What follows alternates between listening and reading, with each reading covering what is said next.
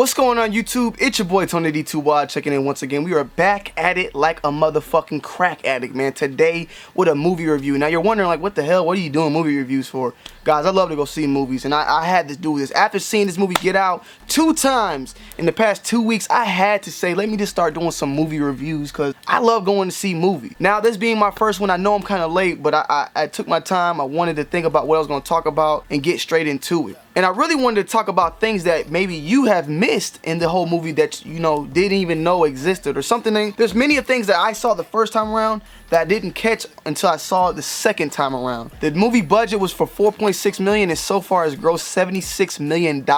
Being one of the best horror movies that I've seen at least in the past decade. I mean, I love this movie and I've never went to the movies, like seen a movie then 2-3 days later seen it again in theaters. Like that's never happened. I had to do it. Jordan Peele did an extraordinary job on this, and it being his first film is just crazy, man. Like I'm looking forward to more type of films he could bring out, and it's just amazing. Now we're going to talk about a lot of things in the movie, so spoiler alerts are all throughout here. If you haven't seen the movie, stop, go watch it, then come back here and let's check it out then. The movie starts off with Chris and Rose, a couple, interracial couple. You know, something of any modern day interracial couple in America. You get this scene in the beginning where they're making out and having, you know, loving each other and getting prepared for Chris to go meet the parents who are white. And as a black man meeting white parents, there's always that stereotype feeling like they're not going to accept me. And I mean, shit, it's not always stereotype, it's sometimes true. But Rose gives us this comforting feeling like everything's going to be okay, that her parents, you know, her dad would have voted for Obama in the first term and all that, giving us this comfortable feeling of what's going on. And then they go, you know, he has his friend Rod who brings the comedic side to the film. I feel like Chris and Rod are both very funny characters, and I feel like Chris is your everyday typical black man. He's just a normal guy. He's not like too preppy, he's not too hood, he's just like right in the middle, like a normal guy. And I really like his character, and he's very modern with like everybody can relate to him. And Rod is the more funny motherfucker, laughing, he makes cracks jokes, and it's just great. And Rose, she's just Rose. On the way to the parents' house, everything's good. They talking on the phone. His friend Rod's telling him already, like, you shouldn't be doing that crazy shit. Y'all ain't been together for a few months. And then this deer jumps out of nowhere and hits the car. Now, the first time seeing this part, I was like, what's the purpose of this deer being in this part of the movie? Like, it really didn't seem no significant meaning. Well, if you really think about it, when you find out later on throughout the movie that, you know, Chris had a problem, or Chris's mother got hit by a car, and he never, like, he didn't know about it, but he never, like, called to figure out what happened to his mom or called the cop to go searching for his mom. He just sat there and watched TV, and that's haunted him his whole life. Well, this has a lot to do with that, with the fact, the reason why Chris decided to go look and see the deer and see if it was alive, or, you know, his curiosity, he had that deep inside where he couldn't just leave the deer dead there to die. Well, he went to go check, and the deer was dead. And you get a kind of feeling of sympathy from Chris's behalf, and then from Rose, she's kind of like, what are you doing? Like, you could tell, like, she's kind of like, the fucking deer, like, okay. And then later after that, a cop comes over and pulls these people over, and he's like searching, you know, I'm asking questions, and they telling him about the deer.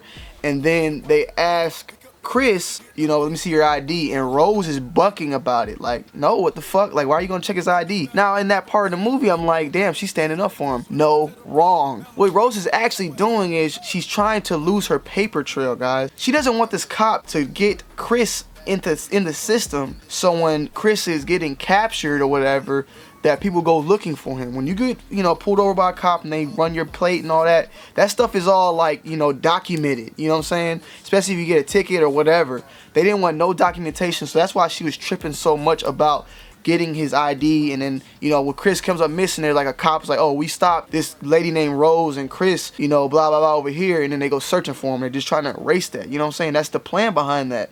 Didn't catch that till later. Then they arrive to the house. Everything is pretty much good. Family meeting, loving and hugging and all that. There's a lot of things going on in sceneries that you're missing there, like the Omega signs on the front of the house, which is kind of weird as well. I think Omega is like the last alphabet, like the end or whatever.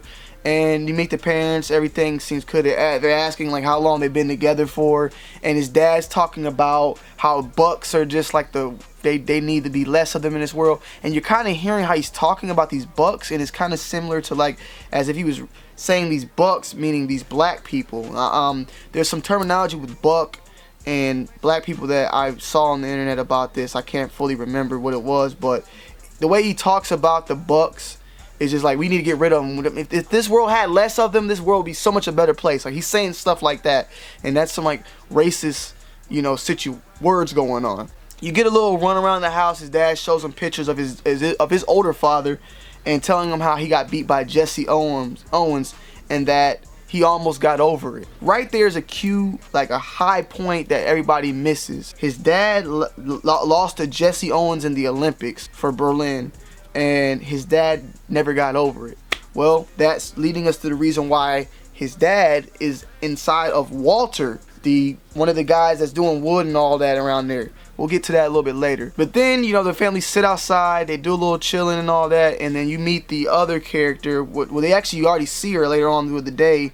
When they go outside, you get to meet the lady by the name of Georgina, and you see Walter and Georgina in the backyard, and then Chris is kind of like, what the hell's going on here? Like, this looks like some slave type stuff. And the dad's trying to comfort him and telling him, you know, that his parents, when they died, they just couldn't let go of them. Cue point, he's not talking about Georgina and Walter. He's talking about his parents. When his parents like died, they couldn't let go of them because they're inside of Georgina and Walter. So back to that, he goes and says how he would have voted for Obama a third term, the comforting lessons and all that. And then they bring this point of them having this like little family get together in the next following days, and that's basically an auction site to Chris's fucking body. So shit's getting real. Later on that night, Chris, you know, needs to get a smoke. He goes outside to get the smoke and sees Walter just coming straight at him on some crazy type, like, what the fuck shit.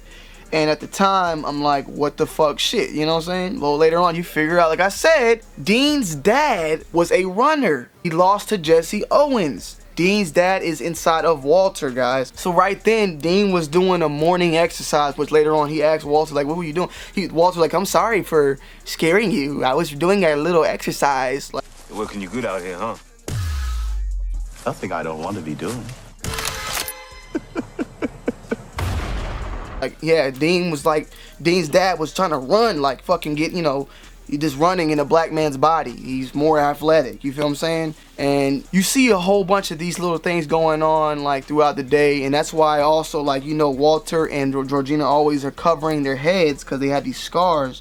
What you learn about later is how they do the transfer of the mind and body and all that. But anyways, on the way back inside the house, he gets stopped by by Rose's mother, Missy, and Missy's telling him to sit down and starts doing her hypnosis on him low-key. He don't know, but she's rolling that fucking spoon around and ding ding, and he goes into the sunken place and then wakes up, and then he's in his sleep basically. He's like, what the hell happened? He kind of didn't know what was going on. And then that's back to what I was saying, like, he goes outside and meets Walter, and Walter's kind of like, you know, telling him, like, how was that session? You know, he didn't have to smoke cigarettes. He felt better and all that, but it was really just like the beginning of the end for him. All these people come to town to meet, you know, for the little family vacation. It looks like everything's normal. Well, little do we know, they're auctioning off, you know, Chris's body. And there's a lot of key notes that's going on there. You look and see these people. At first, you're just like, okay, it's like a get together to see, you know, what's going on. But then you find out it's about Chris's body. But the thing that really sets it off is all the way these people were acting. You got the fucking lady who's like rubbing on him, saying like, how's his body? How's he sex? Well, the old man sitting there, he's about to fucking die basically. Well, he's like, damn, I'm thinking about getting this body because I want to be a black nigga with a big dick. That's what she's asking, like, how's the sex, you know, or strong, muscular. Then you have the Chinese guy asking, is it better to be a black man or a Chinese man? Like, you know, do you have a advantage or disadvantage? Like, he's asking like, I might want to switch this body, get this black dude. Then this big fat guy is like, oh, it's black in style, and like, you know what I'm saying, everybody has a purpose. And then there's one guy's like, yo, Chris, get in your golf stroke. He wants to be like Tiger Woods. They're all planning and asking questions and figuring this guy Chris out. And then he actually bumps into Logan. I believe his name was Logan. Yeah, Logan. Yeah, Andrew Logan King, his first black man he saw, and he sees him, and Logan's just crazy. At first I thought Logan was just under some hypnotist type shit, but no, Logan is that woman's husband. The body's already been transferred. And in the beginning of the movie, that was Rose's brother who yoked up Logan like that. If you didn't know, that was, yeah, we put that all together eventually. But yeah, that was, Logan got switched out. Logan's fucked already. But then when Chris did that little picture thing and it flashed and it triggered his mind, Logan came back and was telling him to get the fuck out. That's when Chris started figuring out stuff going on. His friend Rodney he was already telling them like there's some sex slaves type shit where he's over exaggerating, but in reality Rod was right pretty much the whole fucking time. You know what I'm saying? The whole time. And then, you know, when, you know, Chris figures out that his phone keeps getting disconnected, he asks his Georgina to stop doing it and asking him about him being uncomfortable and all that, and Georgina starts crying. No, no, no, no, no, no, no, no, no, no, no, no, no, no, no, no. That shit, that creepy shit like that. No, no, no, no, no, no, no, no, no, no. Well, yeah, basically that was Georgina and the person inside fighting each other, Georgina trying to, you know, fight the real person in sunken place, and that's why the tears, the emotions and stuff still can happen. That's what they were saying about the process of this creepy shit. But yeah, then as the time goes, everybody leaves, and you know they do the bingo thing. Well, actually, when everything happened, Rose tells Chris, let's go have a walk. You think, okay, yeah, he needs to go cool off anyway, because shit is kind of weird. Well, then you come back to this bingo thing where they're different the bingo, and then you figure out like what's really going on. Like they're auctioning off his body. And then the one guy that I forgot to mention, the blind guy, I'm not gonna lie, the first time I saw him, I thought that maybe he was gonna save Chris, because he seemed so normal. But no, he was planning to get those eyes. He wanted those eyes, and he bought them, I think, for $10 million. And that was it. It was crazy. They come back, and then you find out how Rose has been basically just getting all these black people. They love black people. Like, this really racist, but they think the black race is superior at the same time, and they want to continue living in these bodies over and over and over. And then they try to fight Chris. They hit the spoon. He fucking passes out. He's downstairs, and you know, he sees a TV, and they give him a rundown of what's gonna happen. You see, meets the old grandfather. You start figuring out everybody and what's going on. And after like 2 to 3 of those sessions, if you notice, Chris is grinding these chairs and actually gets a piece of cotton out. And the whole thing behind that is Chris had to pick cotton to save his life. You feel what I'm saying? Like, that's like one of the keynotes. He picked cotton, slavery, to save his life. He put it in his ears. Rose's brother comes through. He knocks him in the fucking head. He beats him up. He kills everybody extremely fast. I love how he kills them all. And in the theaters, everybody's like, yeah! All the black people and all the white people are in there like, you know, looking kind of crazy. But still, it's a great scene. The way the movie just plays out is fucking fantastic. Jordan Peele, I gotta give you like a thumbs up. And then, after that, the brother still comes back. He still has to fight him and shit. And, you know, it's still like fighting, but he ends up fucking him up and killing him completely. The mother, he fights her, stabs her. She stabs him with a damn thing. He kills her. And then he trying to get the fuck out the house. And that's when Rose comes with her, like, I don't know, kind of shotgun, crazy shotgun shit. And when leaving, you know, he hits Georgina. He doesn't still know at this time. I don't think I fully knew that was the grandmother, but we somewhat had a little idea something was wrong with her, of course. He wants to go back and pick her up because the whole mother situation, leaving somebody behind. He hit her, and nobody went to help her. He didn't know, though, that was grandma. He put her in the car, starts driving. Grandma goes crazy. He hits a tree, she dies, he gets out, Rose is shooting again, and here comes Walter, Grandpa. She's like, go get him, Grandpa. He's running, boom, he tackles him, they're fighting, and then Chris ends up taking a picture of Walter, and then he kind of like realizes like the sunken place, he gets control, he asks Rose for the gun, shoots Rose, kills Rose, and then he looks like he's about to kill Chris, but he kills himself. At the time, I'm kind of like, why would he do that? But then again, the fact that the grandfather still had control, but it was like a temporary loss of control. So he had to kill himself, otherwise the grandpa would have snapped back into reality. And then he goes back, Rose is still not dead, he's trying to kill and choke Rose, and then these fucking cops come. Now that's the worst part of the movie and the greatest part at the same damn time. But what ends up happening is the cop is Rodney, his friend Rod, and it's like the best claps you ever heard screaming in the theaters, and everybody loves it, and that shit was just great. But that's the way the movie ends off.